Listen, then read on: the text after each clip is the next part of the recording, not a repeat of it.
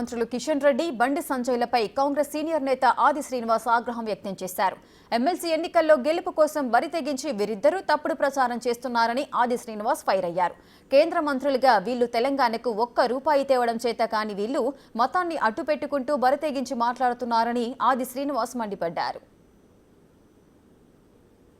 MLC ఎన్నికల్లో గెలవాలనే తపనతో ఓవైపు బండి సంజయ్ గారు, మరోవైపు కిషన్ రెడ్డి గారు తప్పుడు ప్రచారానికి తెరలేపుతూ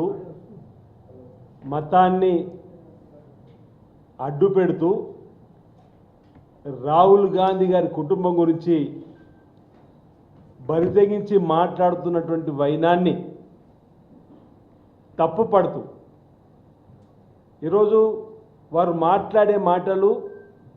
గ్రామ స్థాయిలో చర్చలు జరిగేటప్పుడు బరితెగించి మాట్లాడేటువంటి మాటలుగానే కనిపిస్తున్నాయి తప్ప అసలు కేంద్ర మంత్రులుగా ఉన్నటువంటి వీళ్ళు వాళ్ళకు ఒక దమ్ము ధైర్యం లాంటిది ఈ తెలంగాణకు మేమేమో తీసుకురావాలని తపనతోటి పనిచేయాలి తప్ప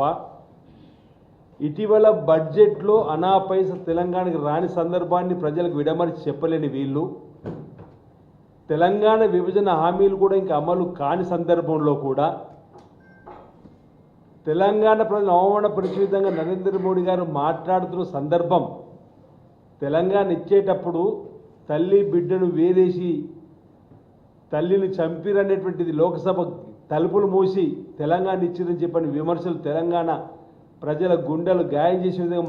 మాట్లాడిన వీరు ఇప్పుడు ఈ విధంగా వారు మాట్లాడే మాటల్ని మేము తప్పుపడుతూ ఉన్నాం.